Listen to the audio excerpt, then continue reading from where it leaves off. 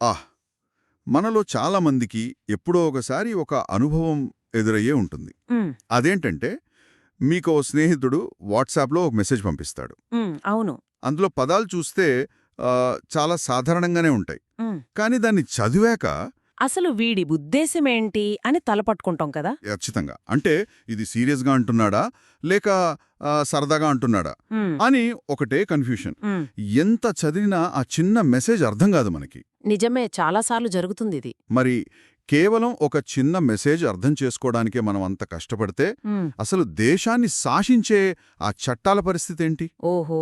అదొక పెద్ద సముద్రం. అవును. చట్టాలు రాసేటప్పుడు న్యాయ నిపుణులు ఎంతో సమయం తీసుకుంటారు. హ్మ్. ఎంతో స్పష్టంగా రాస్తారు కూడా. హ్మ్. అయినా సరే, కోర్టులో ఆ చట్టాల అర్థం గురించి, అందులో వాడిన ఒక్కొక్క పదం గురించి ఎందుకో అంత గందరగోళం వస్తుందంటారు? అదొక చాలా ముఖ్యమైన ప్రశ్న.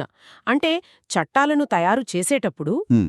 ఆహ్, చట్టసభలు ఎంత జాగ్రత్త తీసుకున్నప్పటికీ వారు ఉపయోగించే పదాలకు కొన్ని పరిమితులు ఉంటాయి కదా! అంటే భాషాపరమైన పరిమితులంటారా? అవును. భాష అనేది ఎప్పుడూ స్థిరంగా ఉండదు కదా! అంతేకాకుండా సమాజం కూడా ఎప్పుడూ ఒకేలా ఉండదు. కాలానుగుణంగా మారుతూనే ఉంటుంది. రైట్. ఇప్పుడు చూడండి, ఒకప్పుడు సైబర్ నేరాలు అనే పదం అసలు ఉందా? లేదు. కానీ ఇప్పుడు అది ఒక అతి పెద్ద సమస్య. ఖచ్చితంగా. కాబట్టి ఆ పాత చట్టాలను నేటి మారుతున్న పరిస్థితులకు తగ్గట్టుగా అర్థం చేసుకోవడానికి న్యాయస్థానాలకు కొన్ని ప్రత్యేకమైన సాధనాలు లేదా టూల్స్ అవసరమవుతాయి. ఓహో! అంటే ఆ టూల్స్‌నే మనం ఎయిడ్స్ టు ఇంటర్ప్రిటేషన్ అంటామా? అక్షరాలా అదే. వాటినే ఎయిడ్స్ టు ఇంటర్ప్రిటేషన్ అంటారు. సరే. అయితే హ్మ్, ఈరోజే మనం ఈ లోతైన విశ్లేషణలో అంటే మన ఉస్మానియా యూనివర్సిటీ ఎల్ఎల్బీ 3 సంవత్సరాల కోర్సులో అత్యంత కీలకమైన సబ్జెక్ట్ ఉంది కదా! హ్మ్. Paper 3. Right. Paper 3 interpretation of statutes. అందులో యూనిట్ 4 పై ఈరోజు మనం ఒక డీప్ డైవ్ చేయబోతున్నాం. అవును. చట్టాన్ని అర్థం చేసుకోవడానికి ఉపయోగపడే అంతర్గత, బాహ్య ఆధారాలు, అలాగే న్యాయస్థానాల ప్రాథమిక భావనలు అంటే ప్రిజంప్షన్స్ గురించి పూర్తిగా తెలుసుకుందాం. తప్పకుండా. ఈరోజు మనం చేసే ఈ విశ్లేషణ వింటే అసలు కోర్టులో ఒక చట్టాన్ని ఎలా చదువుతాయి, అందులోని చిక్కుముడులను ఎలా విప్పుతాయి అనే విషయం స్పష్టంగా అర్థమవుతుంది. హ్మ్, చట్టమనేది కేవలం పేపర్ మీద రాసిన అక్షరాలు కాదు కదా! దాని వెనుక ఉన్న ఆత్మను పట్టుకోవడం ఎలాగో ఈ టూల్స్ ద్వారా తెలుసుకోవచ్చు. సరే. దీన్ని కొంచెం వివరంగా చూద్దాం. ఆ, ఏదైనా ఒక డాక్యుమెంట్ లేదా చట్టం అర్థం కానప్పుడు బయట వ్యక్తులను అడిగే కంటే ముందు ముందు ఆ పుస్తకంలోనే ఏమైనా క్లూజ్ ఉన్నాయేమో వెతుకుతాం. కరెక్ట్. ఒక ఇల్లు లాక్ అయిపోతే ఆ తాళం చెవి కోసం ముందు ఆ ఇంటి లోపల వెతికినట్టనమాట. భలే చెప్పారు. హ్మ్. దీనినే మనం అంతర్గత ఆధారాలు లేదా ఇంటర్నల్ ఎయిడ్స్ అంటాం కదా. సరే, ఈ ఇంటి లోపల ముందుగా మనకు కనిపించేది టైటిల్, అంటే ఆ చట్టం పేరు. అవును. టైటిల్. కానీ నాకొక డౌటు, ఈ పేరు వల్ల లోపలున్న చట్టాన్ని అన్వయించడానికి పెద్దగా ఉపయోగం ఏముంటుంది? పైకి చూడ్డానికి అది కేవలం పేర్లాగే అనిపించొచ్చు. మ్మ్. కాని ప్రతి చట్టానికి ప్రధానంగా 2 రకాల టైటిల్స్ ఉంటాయి. ఆ, రెండు రకాల. అవును. ఒక లాంగ్ టైటిల్, ఇంకొకటి షార్ట్ టైటిల్. ఈ షార్ట్ టైటిల్ అనేది కేవలం ఆ చట్టాన్ని సులభంగా పిలవడానికి మాత్రమే వాడతారు. అంటే ఇప్పుడు మనం సివిల్ ప్రొసీజర్ కోడ్ 1908 అని పిలుస్తాం గదా, అలాగా. అవును, కరెక్ట్. దానివల్ల చట్టం లోపలేముందో, దాని అసలు లక్ష్యమేంటో మనకి తెలీదు. కాని లాంగ్ టైటిల్ అలా కాదు. హోహో! మరి లాంగ్ టైటిల్ ఏం చెప్తుంది? అది ఆ చట్టం యొక్క విస్తృత ఉద్దేశాన్ని, దాని సరిహద్దులను చెప్తుంది. ఉదాహరణకు, సివిల్ కోర్టుల విధానానికి సంబంధించిన చట్టాలను ఏకీకృతం చేసి, సవరించడానికి ఉద్దేశించిన చట్టం అని లాంగ్ టైటిల్లో చాలా స్పష్టంగా ఉంటుంది. Right, right. అంటే ఒక బ్లూ ప్రింట్ లాగా అన్నమాట. అవును. ఏదైనా సందిగ్ధత వచ్చినప్పుడు ఆ చట్టమసలు ఏ పరిధిలో పనిచెయ్యాలి, వేటిని ముట్టుకోకూడదు అని నిర్ణయించడానికి ఈ లాంగ్ టైటిల్ ఎంతగానో ఉపయోగపడుతుంది. ఆ బ్లూ ప్రింట్ చూశాక నాకు బాగా ఆసక్తిని కలిగించే మరో అంశం ప్రవేశిక. అదేనండి, ప్రియాంబుల్. ప్రియాంబల్ చాలా ఇంపార్టెంట్. ఇది ఒక సినిమా ట్రైలర్ లాంటిదని నేను అనుకుంటున్నాను. ఆ ట్రైలర్ చూస్తే సినిమా కథా నేపథ్యం ఏంటి, డైరెక్టర్ ఉద్దేశం ఏంటి అనేది ఒక ఐడియా వచ్చేస్తుంది కదా. నిజమే. అలాగే ఈ ప్రవేశిక కూడా ఆ చట్టం అనే సినిమాకి ట్రైలర్ లాంటిదే కదా. దీని కోర్టులు అసలు ఎలా వాడుకుంటాయి? మీరు చెప్పిన ఈ సినిమా ట్రైలర్ ఉదాహరణ సరిగ్గా సరిపోతుంది. కానీ న్యాయశాస్త్రం దగ్గరికొచ్చేసరికి ఇక్కడ ఒక చిన్న కండిషన్ అప్లై అవుతుంది. అంటే ట్రైలర్ ఎంత అద్భుతంగా ఉన్నా అసలు సినిమా అంటే చట్టంలోని సెక్షన్లు చాలా స్పష్టంగా ఉంటే మనం సినిమానే నమ్ముతాము కానీ ట్రైలర్ మీద ఆధారపడం అంతే కదా? ఎగ్జాక్ట్లీ. చట్టం కూడా అంతే. అయితే చట్టంలోని పదాలు 2-3 అర్థాలని ఇస్తున్నప్పుడు కన్ఫ్యూషన్ వస్తుంది కదా. అప్పుడు ఈ ప్రవేశిక అత్యంత శక్తివంతమైన సాధనంగా మారుతుంది. ఒక ఉదాహరణ చెప్తారా? తప్పకుండా. మన రాజ్యాంగ చరిత్రలోనే అత్యంత కీలకమైన కేశవానంద భారతి కేసునే తీసుకుందాం. ఆ కేసు గురించి విన్నాను. పార్లమెంటుకు రాజ్యాంగాన్ని ఇష్టం వచ్చినట్లు సవరించే అధికారం ఉందా అనే ఒక అతిపెద్ద ప్రశ్న వచ్చినప్పుడు సుప్రీంకోర్టు ఈ ప్రవేశికనే ప్రధాన ఆధారంగా తీసుకుంది. ఓహో! ఈ పదాలను విశ్లేషించింది కోర్టు. దాన్ని బట్టి రాజ్యాంగానికి ఒక బేసిక్ స్ట్రక్చర్ అంటే ఒక మౌలిక స్వరూపం ఉందని, దాన్ని ఎవరూ మార్చలేరని ఆ చారిత్రాత్మక తీర్పు ఇచ్చింది. అంటే అక్కడ ప్రవేశిక మొత్తం రాజ్యాంగాన్ని ఎలా అర్థం చేసుకోవాలో ఒక దిక్సూచిలా పనిచేసిందనమాట. అవును, ఖచ్చితంగా. కానీ ఇక్కడ నాకొక చిక్కు కనిపిస్తోంది. ప్రవేశికకు అంత శక్తున్నప్పుడు ప్రతి కేసులోనూ లాయర్లు సెక్షన్లను వదిలేసి ప్రవేశికను పట్టుకుని కొత్త వాదనలు తెచ్చే అవకాశం ఉంది గదా? సరిగ్లో పసిగట్టారు. అందుకే న్యాయస్థానాలు దానికి ఒక లక్ష్మణరేఖ గీశాయి. ఎలాంటి లక్ష్మణరేఖ? పావెల్ వర్సెస్ కెంప్టన్ పార్క్ అనే కేసులో న్యాయమూర్తులు ఒక విషయం స్పష్టం చేశారు.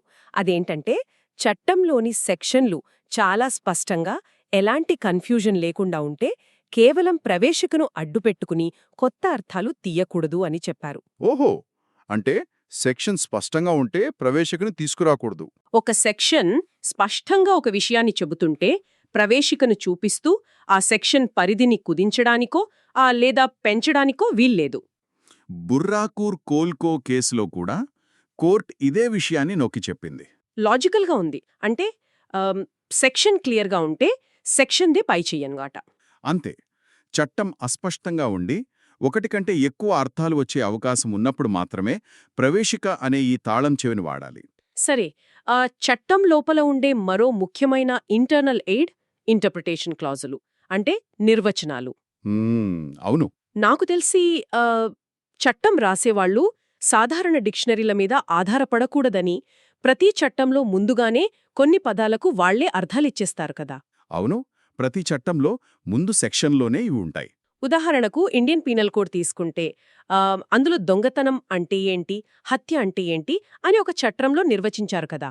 ఖచ్చితంగా ఈ నిర్వచనానే కోర్టుల సమయాన్ని సగానికి సగం తగ్గిస్తాయి. శాసనసభే స్వయంగా ఒక పదానికి ఒక ప్రత్యేకమైన నిర్వచనం ఇచ్చినప్పుడు కోర్టులు డిక్షనరీ చూడవన్నమాట. అవును, కోర్టులు ఆ పదానికి సాధారణ డిక్షనరీ అర్థాన్ని అస్సలు తీసుకోవు. చట్టమిచ్చిన అర్థాన్నే పరిగణనలోకి తీసుకుంటాయి. దీనికొక క్లాసిక్ ఉదాహరణ చెబుతాను. చెప్పండి. ఆదాయపు పన్ను చట్టానికి సంబంధించిన కేపీ వర్గీస్ కేసులో ట్రాన్స్ఫర్ ఆఫ్ ప్రాపర్టీ అంటే ఆస్తి బదిలీ అనే పదానికి అర్థమేమిటి అనే పెద్ద చర్చ వచ్చింది. సాధారణంగా ఒకరు ఇంకొకరికి ఆస్తి అమ్మితే బదిలీ అంటాం కదా. అవును. కాని అందులో క్యాపిటల్ గెయిన్స్ ట్యాక్స్ ఎగగొట్టడానికి చాలా తక్కువ ధరకు అమ్మినట్లు చూపిస్తే ఎలా? అక్కడ ప్రాబ్లం వస్తుంది. కరెక్ట్. అప్పుడు సుప్రీంకోర్టు జనరల్ మీనింగ్ తీసుకోకుండా ఆ చట్టంలోనే ఉన్న ఇంటర్ప్రిటేషన్ క్లాజ్ని లోతుగా పరిశీలించింది. చట్టం ఉద్దేశించిన బదిలీ పదాన్ని పన్ను ఎగవేతను అరికట్టే కోణంలో స్పష్టంగా నిర్ధారించింది. అంటే డిక్షనరీ కంటే కూడా చట్టం రాసిన వారి నిర్వచనానికే ఎక్కువ విలువిస్తారన్నమాట. 100% ఇవి కాకుండా మనం చట్టాల పుస్తకాలు చూస్తున్నప్పుడు సెక్షన్ల పక్కన చిన్న చిన్న హెడ్డింగ్స్ లాగా మార్జినల్ నోట్స్ ఉంటాయి కదా. Marginal notes. అవును. మరియు కొన్ని సెక్షన్ల కింద ఎక్స్ప్లెనేషన్స్ అంటే వివరణలు కూడా ఉంటాయి. ఈ రెండు ఒకటేనా లేక వీటి మధ్య ఏదైనా వ్యత్యాసం ఉందా? చాలా పెద్ద వ్యత్యాసమే ఉంది. మార్జినల్ నోట్స్ అనేది కేవలం చదువుకునేవారికి ఆ సెక్షన్ దేని గురించి చెబుతుందో ఒక్క చూపులో సులభంగా అర్థం కావడానికి ఇచ్చే చిన్న లేబుల్స్ మాత్రమే. అంటే వాటికి చట్టబద్ధత లేదా? లేదు. విల్క్స్ వర్సెస్ గుడ్విన్ బ్యాంక్స్ కేసులో న్యాయస్థానం స్పష్టం చేసినట్లు ఈ మార్జినల్ నోట్స్ అనేవి చట్టంలో అంతర్భాగం కావు. ఓహో. ఒకవేళ సెక్షన్కి పక్కనున్న నోట్కి మధ్య వైరుధ్యం ఉంటే సెక్షన్దే ఫైనల్. కానీ ఎక్స్ప్లెనేషన్స్ అలా కాదు, అవి చట్టంలో భాగమే. అర్థమైంది. ఒక సెక్షన్ అర్థాన్ని మరింత స్పష్టం చేయడానికి అందులో ఉన్న అనుమానాలను నివృత్తి చేయడానికి వాటిని వాడతారు. దీన్ని బట్టి చూస్తే ఒక ఉదాహరణ నాకు గుర్తొస్తోంది. మన ఐపీసీలోనే సెక్షన్ 498A కింద ఉన్న ఎక్స్‌ప్లనేషన్ తీసుకుందాం. హ్మ్. వరకట్న వేధింపులకు సంబంధించిన సెక్షన్. అవును. ఆ సెక్షన్‌లో క్రూరత్వం అనే పదం ఉంది కదా! ఆ క్రూరత్వం అంటే కేవలం భౌతికంగా కొట్టడమేనా? లేక మానసికంగా వేధించడం కూడానా అనే అనుమానం రావడం సహజం. ఖచ్చితంగా వస్తుంది. అప్పుడు ఆ సెక్షన్ కింద ఉన్న వివరణ మనం చూస్తే భార్యను ఆత్మహత్యకు ప్రేరేపించే ఏ ప్రవర్తనైనా సరే, లేదా ఆమె ఆరోగ్యాన్ని దెబ్బతీసే ఏ మానసిక వేధింపైనా క్రూరత్వం కిందకే వస్తుందని చాలా స్పష్టంగా చెప్తుంది కదా. అవును, చాలా స్పష్టంగా రాశారు. ఇక్కడ ఎక్స్‌ప్లనేషన్ అనేది కొత్త చట్టాన్ని సృష్టించడం లేదు. ఉన్న చట్టానికి ఉన్న ఆ అస్పష్టతను పూర్తిగా తొలగిస్తోంది. ఆ విశ్లేషణ చాలా ఖచ్చితంగా ఉంది. అయితే ఇప్పటివరకు మనం మాట్లాడుకున్నవన్నీ చట్టం లోపల ఉన్న అంశాలే కదా. అవును, ఇంటర్నల్ ఎయిడ్స్. అంటే ఒక ఇల్లు లాక్ అయినప్పుడు లోకలున్న దీపాల వెలుతుర్లో ఆ సమస్యను పరిష్కరించుకోవడం లాంటివి. కాని కొన్నిసార్లు ఆ వెలుతురు సరిపోదు కదా. సరిపోనప్పుడు చట్టంలో వాడిన పదాలు ఎంత చదివినా లోపల వెతికినా ఏమాత్రం అర్థం కావు. అప్పుడేం చేయాలి? అప్పుడు తప్పనిసరిగా బయట ప్రపంచం వైపు చూడాలి. అవే మన ఎక్స్టర్నల్ ఎయిడ్స్ లేదా ఆ బాహ్య ఆధారాలు. కరెక్ట్. అంటే చట్టము రూపొందించినప్పుడు సమాజంలో ఎలాంటి పరిస్థితులున్నాయి, ఆనాటి వాతావరణమేంటి అని కోర్టులు వెతకడం ప్రారంభిస్తాయి. ఇందులో మొదటిది statement of objects and reasons. దీన్నే SOR అంటారు కదా. ప్రతి బిల్లును పార్లమెంట్లో ప్రవేశపెట్టేటప్పుడు దానికి ఒక లక్ష్యముంటుంది కదా. అవును. ఒక చట్టాన్ని అసలు ఎందుకు ప్రవేశపెడుతున్నారు, దాని వెనుకున్న కారణాలేంటి అని బిల్లుతో పాటే ఒక వివరణ ఇస్తారు. ఉదాహరణకు 2005 నాటి సమాచార హక్కు చట్టం అంటే RTI యాక్ట్ తీసుకుంటే ప్రభుత్వంలో పారదర్శకత తీసుకురావడానికే ఈ చట్టం తెస్తున్నామని ఆ ఆబ్జెక్ట్స్లో స్పష్టంగా రాశారు. రైట్. అంటే అది కోర్టులకొక దిశానిర్దేశం చేస్తుందన్నమాట.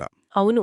శ్యామ్ కిషోరీదేవి కేసులో సుప్రీంకోర్టు ప్రాపర్టీ ట్యాక్స్కు సంబంధించిన ఒక సందిగ్ధతను తొలగించడానికి బీహార్ మున్సిపల్ చట్టం యొక్క ఆబ్జెక్ట్స్ అండ్ రీజన్స్ని ఆధారంగా తీసుకుంది. ఓహో.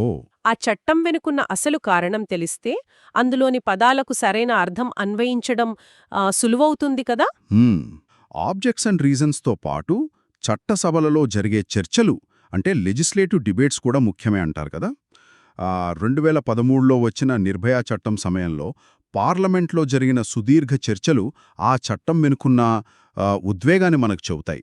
అవును, ఆ డిబేట్స్ చాలా హెల్ప్ అవుతాయి. కానీ ఇక్కడ నాకో సందేహం వస్తోంది. ఇంత చారిత్రక తవ్వకాలు, ఆ పాత రికార్డులు వెతకడం ఎందుకు?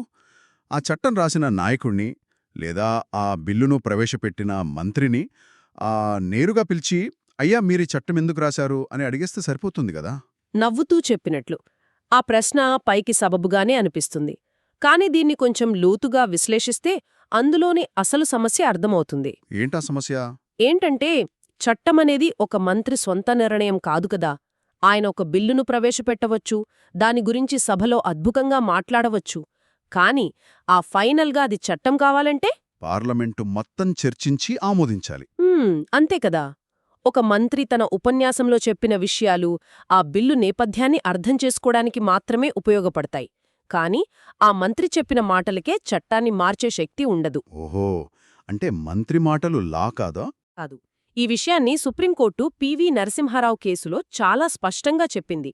మంత్రి మాటలు చట్టం యొక్క ఉద్దేశ్యాన్ని పసిగట్టడానికి ఒక కిటికీ లాంటివి మాత్రమే. వాటినే ఫైనల్ తీర్పుగా తీసుకోకూడదు. ఇప్పుడు అర్థమైంది. మంత్రిగారి ఉద్దేశం చట్టం కాదు, సభ ఆమోదించిన పదాలే చట్టం. ఖచ్చితంగా. అందుకే ఒక కేసులో కోర్టులు రాజ్యాంగ పరిషత్ చర్చలను కూడా ఒక చారిత్రక నేపథ్యంగా మాత్రమే తీసుకున్నాయి గాని రాజ్యాంగంలోని అక్షరాలను మార్చడానికి కాదు. సరే, మరి చట్టం యొక్క లక్ష్యం అనే అంశం ఈ బాహ్య ఆధారాల్లో ఎలా పనిచేస్తుంది? ఈ పర్పస్ లేదా లక్ష్యం అనేది న్యాయమూర్తులకు ఒక ఫిల్టర్లాగా పనిచేస్తుంది. ఉదాహరణకు 2015లో వచ్చిన జువెనైల్ జస్టిస్ యాక్ట్ చూద్దాం. పిల్లల నేరాలకు సంబంధించింది కదా. అవును. ఈ చట్టం యొక్క ప్రధాన లక్ష్యం తప్పు చేసిన పిల్లలను జైల్లో పెట్టి కఠినంగా శిక్షించడం కాదు, వారిని సంస్కరించి సమాజంలో ఒక మంచి పౌరుడుగా తీర్చిదిద్దడం. ఈ లక్ష్యం తెలిసినప్పుడు ఆ చట్టంలోని సెక్షన్లలో ఏదైనా కఠినమైన పదమున్నా సరే కోర్టు దాన్ని పిల్లల సంస్కరణకు అనుకూలంగానే అన్వయిస్తుంది. మ్మ్. అంటే పర్పస్ తెలిస్తే మీనింగ్ మారుతుంది. అవును. అలాగే జీఎస్టీ చట్టాల ఉద్దేశ్యం దేశవ్యాప్తంగా పన్ను విధానంలో ఏకరూపత తీసుకురావడం, ఆ ఆర్థిక లక్ష్యాన్ని దృష్టిలో పెట్టుకుని కోర్టులు నిబంధనలను అన్వయిస్తాయి. ఇక ఇంకో ముఖ్యమైన బాహ్య ఆధారముంది. అదే పారిమెటీరియా. పారిమెటీరియా. ఈ లాటిన్ పదం అర్థం ఒకే అంశంపై ఉన్న లేదా సారూప్యత ఉన్న శాసనాలు అని నాకు గుర్తుంది. కరెక్టుగా గుర్తుంది. కానీ ఇది నిజ జీవితంలో కోర్టులకు ఎలా ఉపయోగపడుతుంది? ఒక చట్టంలోని పదం అర్థం కాకపోతే వేరే చట్టంలోకి ఎందుకు వెళ్ళాలి మనం? దానికి ఒక చక్కటి ఉదాహరణ చెప్తాను. ఒక కొత్త సైబర్ క్రైమ్ చట్టం వచ్చిందనుకుందాం. అందులో ఎవరైనా ఒక తప్పుడు సమాచారాన్ని పబ్లిష్ చేస్తే నేరమని రాశారు. మ్, అయితే ఇక్కడ పబ్లిష్ అంటే కేవలం వార్తాపత్రికలో వేయడమేనా, లేక ఇంటర్నెట్లో బ్లాగ్ రాయడం కూడానా అనే సందేహం వచ్చింది. చట్టంలో దానికి సరియైన నిర్వచనం లేదు.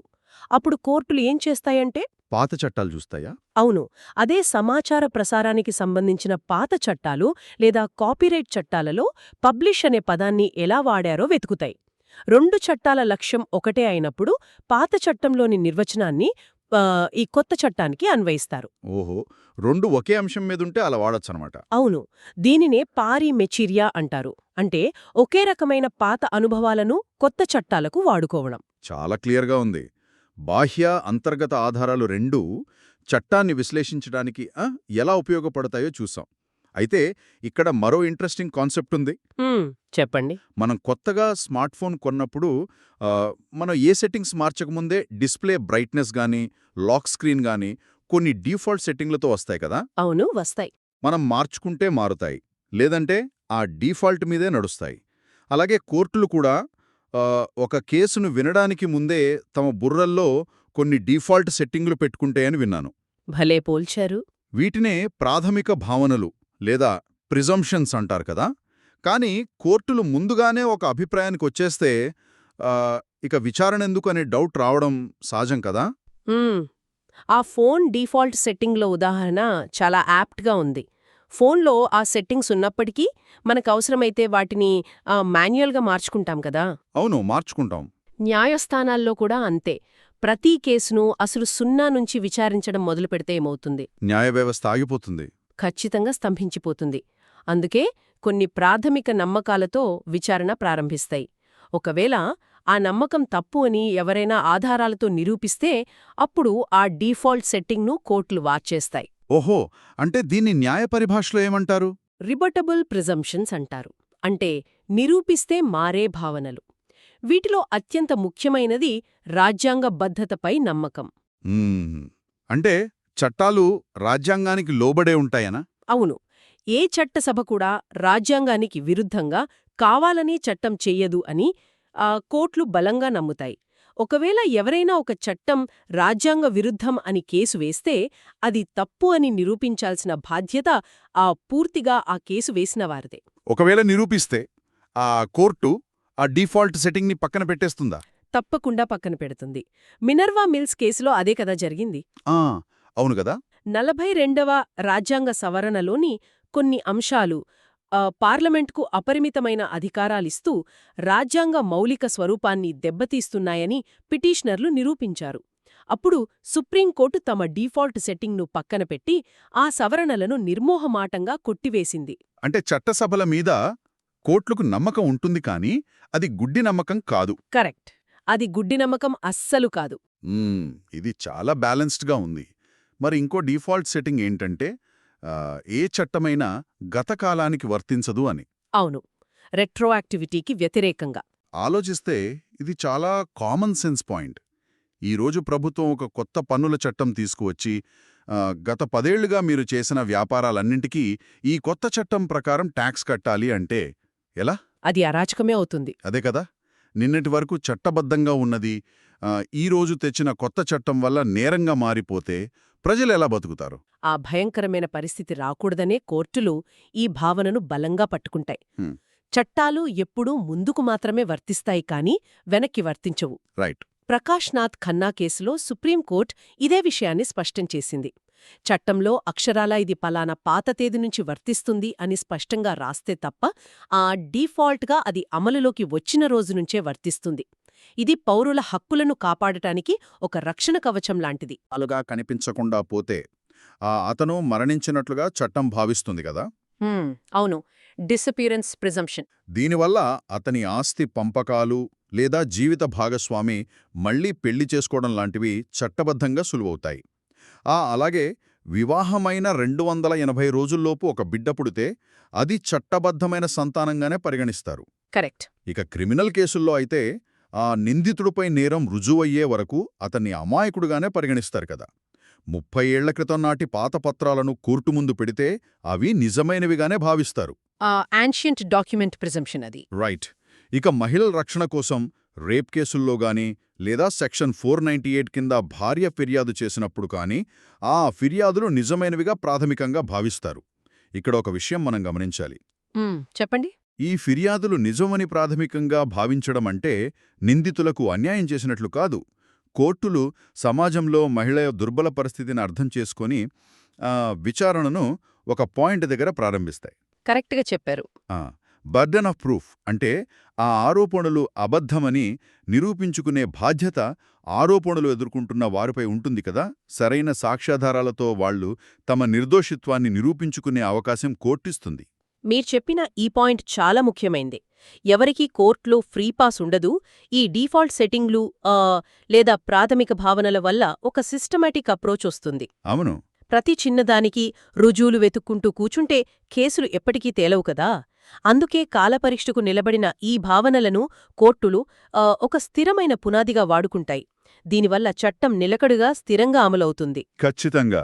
ఈ విశ్లేషణ ద్వారా మనం ఒక చట్టం కాగితంపై నుంచి బయటకు వచ్చి నిజ జీవితంలో ఎలా పనిచేస్తుందో చాలా లోతుగా పరిశీలించాం కదా. అవునండి, చాలా డీటెయిల్డ్గా చూశాము. ఉస్మానియా యూనివర్సిటీ సిలబస్లోని ఈ టాపిక్ కేవలం విద్యార్థుల పరీక్షల కోసమే కాదు, సమాజాన్ని అర్థం చేసుకోవడానికి కూడా ఒక అద్దం లాంటిది. నిజమే.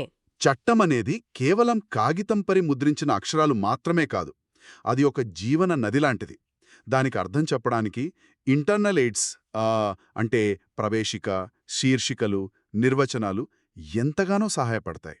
అవి సరిపోనప్పుడు ఎక్స్టర్నల్ ఎయిడ్స్ అయిన ఆబ్జెక్ట్స్ అండ్ రీజన్స్, పాత చట్టాలు గైడ్ చేస్తాయి. వీటన్నింటికీ తోడు న్యాయస్థానాల వాడే ప్రిజంప్షన్స్ ఒక స్థిరమైన పునాదినిస్తాయి కదా. కరెక్ట్. ఈ సాధనాలన్నీ ఎందుకు అవసరమంటే న్యాయస్థానాలు గాలిలోంచి తీర్పులు చెప్పవు కాబట్టి. చట్టసభలో ఒక చట్టం చేసినప్పుడు ఆ చట్టం వెనుక ఉన్న ఆత్మను పట్టుకుని ఆ ప్రజల హక్కులను కాపాడే బాధ్యత కోర్టులదే. ఇలాంటి ఖచ్చితమైన సాధనాలను ఉపయోగించి మాత్రమే ఆ న్యాయమూర్తులు చట్టానికి సరైన భాష్యం చెబుతారు. అలాగే తమ హక్కుల గురించి తెలుసుకోవాలనుకునే సామాన్యులకు కూడా కోర్టులు చట్టాన్ని ఎలా అన్వయిస్తాయో తెలుసుకోవడం అత్యంత అవసరం. ఇదంతా విన్నాక నా మదిలో ఒక ప్రశ్న మెదులుతోంది. మనం మాట్లాడుకున్నట్లు సమాజం చాలా వేగంగా మారుతోంది. కొత్త టెక్నాలజీ, సరికొత్త జీవన విధానాలొస్తున్నాయి. అవును. కానీ మనం నేటి కొత్త పరిస్థితులను, చట్టాలను అర్థం చేసుకోవడానికి 10 ఏళ్ల క్రితం అంటే ఎప్పుడో 50లోనో 60లోనో పార్లమెంట్లో జరిగిన పాత చర్చలపై లేదా నాటి సామాజిక పరిస్థితులపై ఆధారపడుతున్నాం. కరెక్ట్. అప్పటి నాయకుల ఆలోచనా విధానం, అప్పటి సమాజం పూర్తిగా వేరు. ఇలా పాత ఆలోచనల ఆధారంగా కొత్తతరం చట్టాలను అన్వయించడం వల్ల మనం చట్టాలను మరియు న్యాయ వ్యవస్థను గతకాలంలోనే బంధించేస్తున్నామా, లేక మన చారిత్రక మూలాలే ఎప్పటికీ మనకు సరియైన దారి చూపిస్తాయా? ఇది నిజంగా మనం లోతుగా ఆలోచించాల్సిన విషయం.